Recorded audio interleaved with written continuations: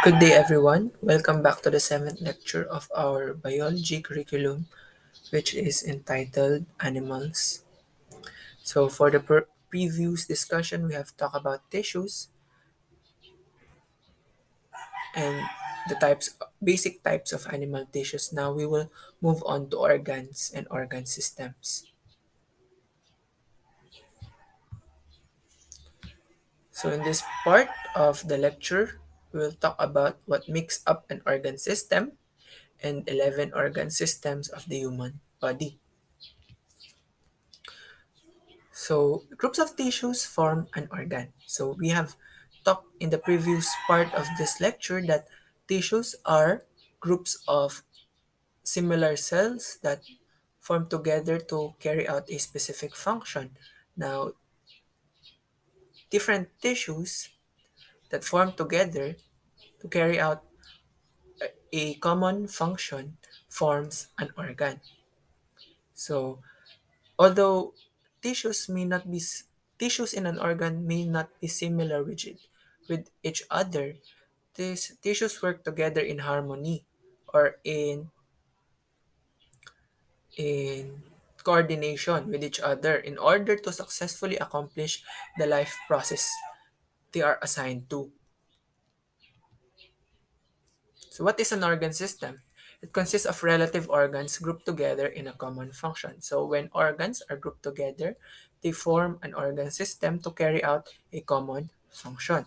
These organ systems dependently work together, and altogether they form an organism. So, all organ systems coexist with each other, and without the presence of some of the organs, other organ systems may not work or may not function. That is why organ system depends with each other. So they are not independent. They cannot work independently. And also, organs are not exclusive with only single organ system. So organs can also serve to multiple organ system. For example, uh, the brain, whose serves mostly for the nervous system, can also uh, serve and function in the endocrine system in secreting hormones for our body. So that's just an example that just an example to show you that organs are not mutually exclusive to a single organ system but can work in multiple organ systems. So now we will focus on the 11 organ system of the human body in order to understand the organ systems of animals. So first, the integumentary system. So what are the major organs of the integumentary system? The skin and the associated structures such as the skin glands. Skin glands are oil and sweat glands, hair, and nails. So the function of integumentary system is to protect our body from external environment, which serves as our primary line of defense against the harsh environment that we have. It also houses our sensory receptors uh, in order for us to feel uh, pain, uh, hotness, coldness, etc. These sensory receptors receives stimulus that will be delivered to the brain and which will be reacted by the nervous system. So also, yes, as we have mentioned, the body's first defense against pathogen is the integumentary system or the skin. The skin is the largest organ of the body, and it also regulates our body temperature by the sweat, perspiration. So the perspiration controls the heat in our body, and also it eliminates the waste that it is produced along some processes that happening in the skin. So also the skin serves as an insulation for us when it comes to cold temperature. Next.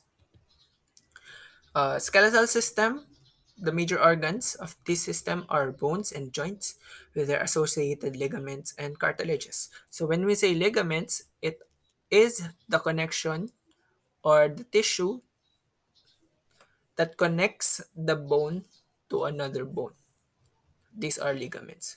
So when we say tendon are the muscle connective tissue that connects a muscle to a bone. So ligaments is bone to bone, tendon is muscle to bone, and cartilages. So cartilages are the protective covering of the bone.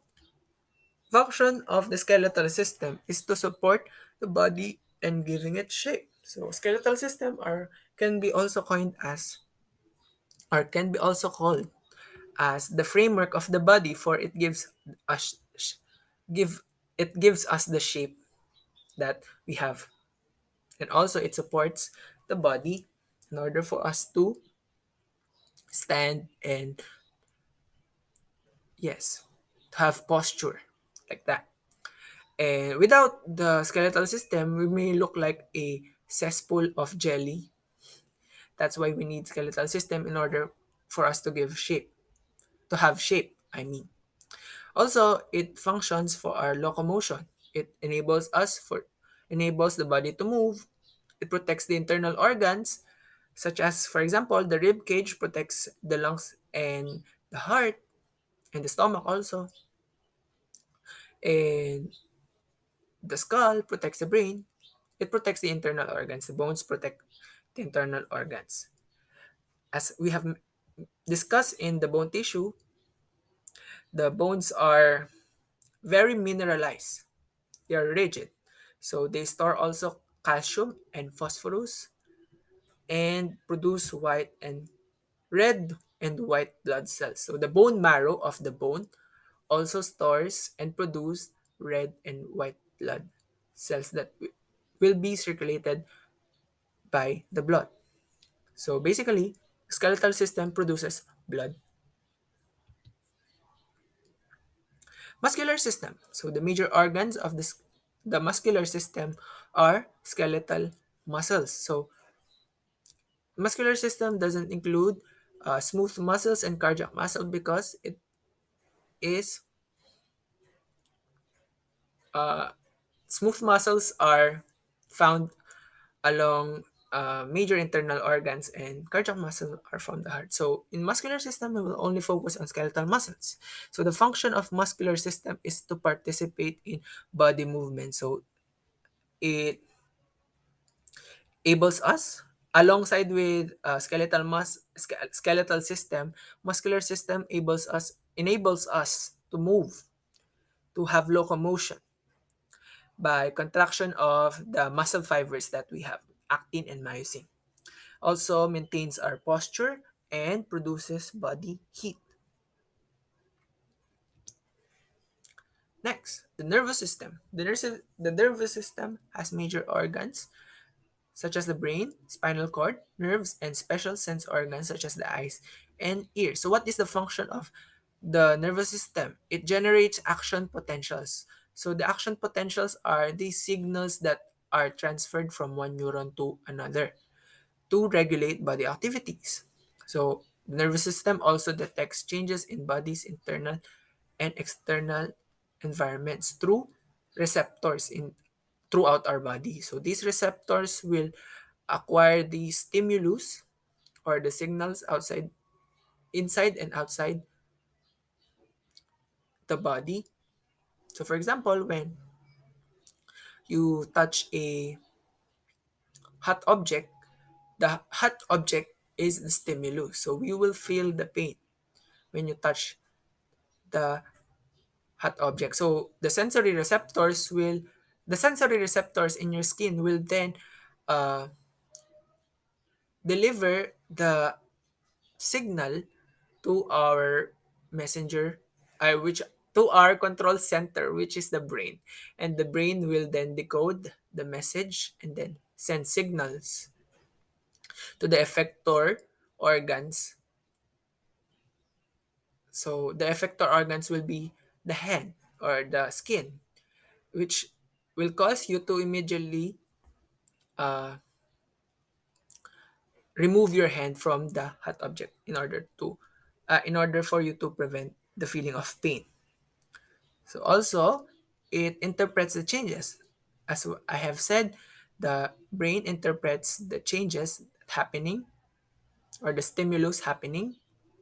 It also responds by causing muscular contractions or glandular secretion. So also when after the brain decodes the message coming from the receptors, or when the brain detects what is the changes happening, it will then send signals to the effector organs in order to cause muscular contractions and glandular secretions in order to prevent the change or to uh, push or promote the changes. So please remember your negative feedback mechanism and positive feedback mechanism. So that is the function of nervous system. Next, endocrine system. The major organs of the endocrine systems are the hormone producing glands, such as the pineal gland, hypothalamus, pituitary gland, thymus, thyroid gland, parathyroid glands, adrenal glands, pancreas, ovaries, and testes. And also hormone producing cells in several other organs. So, what is the function of the endocrine system? Simple, is to produce hormones to regulate body activities. So, hormones are chemical messengers that travels throughout your bloodstreams in order to regulate our body activities. So, they are being transported by the blood to the target organ in order to cause some changes or to prevent some changes to happen. So, for example, uh, let's think of a hormone. Um, okay, so let's think of an hormone. A hormone. Okay, so the growth hormone secreted by the pituitary gland uh, allows us allows the cells to grow in size and shape, which makes us to develop and grow. That's that is the function of the hormones to regulate our body activity. So there are several kinds of hormones, but we will not gonna talk about them in detail in this presentation.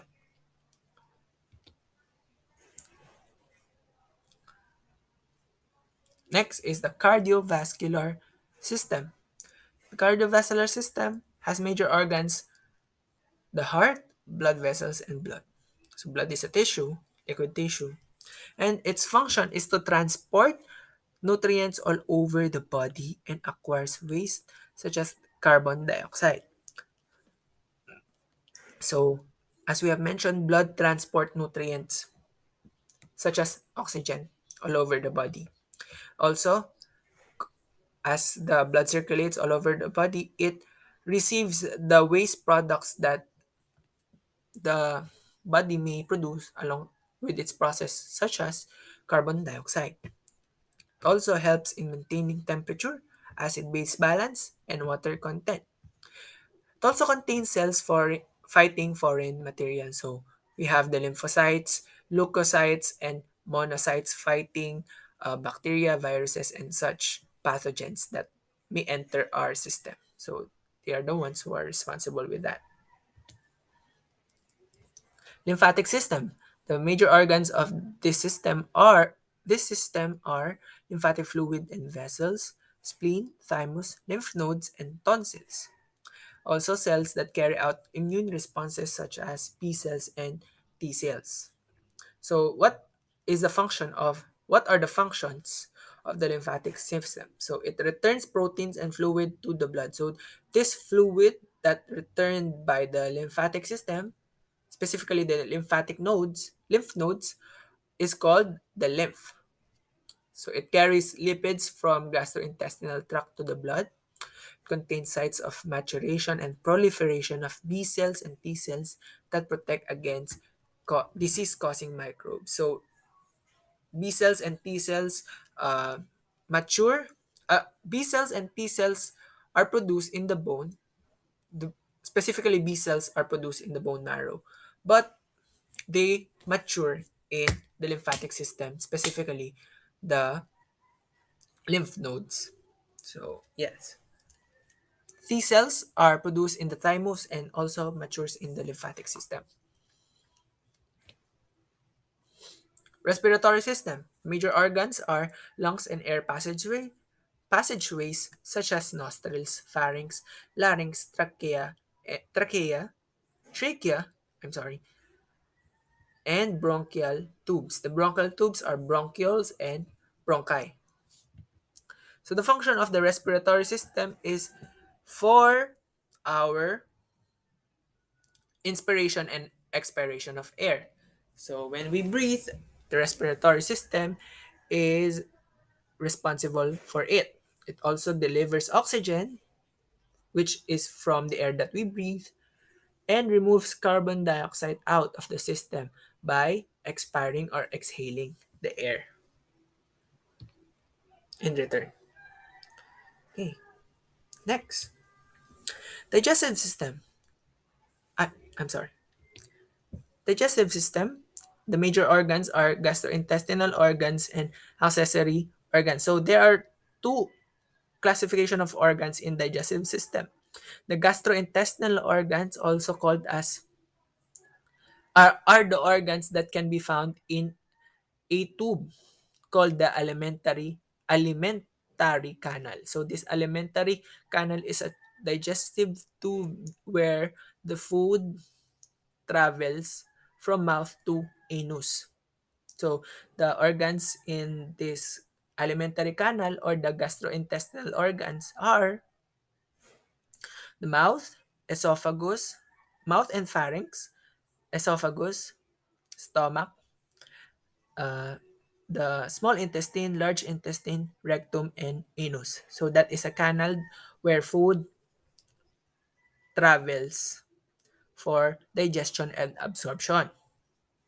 Now, the accessory organs are some organs that help in digesting and absorbing nutrients that travels throughout digesting and absorbing nutrients from the food that travels in the alimentary canal. So the accessory organs are salivary glands, liver, pancreas, gallbladder, and also uh, appendix is an accessory organ also. So the function of the digestive system is to achieve physical and chemical breakdown of food. So it digests the food that we eat. It absorbs the nutrients from the food and eliminates solid waste. So the feces that we eliminate, it is digestive system is responsible with that. Okay, urinary system. The major organs are kidneys, ureters, bladder, and urethra. The function of the urinary system is to produce, store, and eliminate urine. So the urine is a liquid waste product from the blood. Yes, and the kidneys are the major organ that processes this uh, waste elimination from the blood. So it eliminates wastes and regulates volume and chemical composition of the blood. It helps maintain the acid-base balance of the body fluids, maintains body's mineral balance, and also help in regulating production of red blood cells. So the kidneys also produce some kind of hormone that promotes the production of red blood cells. I think that is erythropoietin. And lastly, the reproductive system. Major organs are the gonads and its associate organs. So we have two gonads based on the sex of a person. So for female, we have the ovary, and for males, we have testes. So associated organs of the female gonad or the ovary are the uterine tube or fallopian tube, the uterus, the cervix, and the vagina. Meanwhile, for the male gonad, which is the testes, the associate organs are the epididymis, the glands that produces seminal fluid, which are the seminal vesicle, prostate, and bulbourethral gland, the penis, and also the urethra. Also serve in the reproductive system. So, what is the function of the reproductive system? It produces gametes for reproduction. Basically, it produces the sex cells needed to produce an offspring. Offspring. It also secretes the hormone. It also secretes hormones for sexual characteristics and body processes. So, when we reach puberty, we experience secondary sexual characteristics like broadening of hips, deepening of boys, uh, prominence of Adam's apple or laryngeal prominence, and the like. So the hormones are responsible for that, and they are being secreted by the reproductive system. Also, mammary glands found in female breasts also produce milk. So this milk is given to infants or to babies that is produced by reproduction, pregnancy. So that is all. These are the resources that I've used for this lecture. You can read them for supplemental reading. So thank you very much for listening to this lecture. I hope you've learned something from it, and thank you for listening.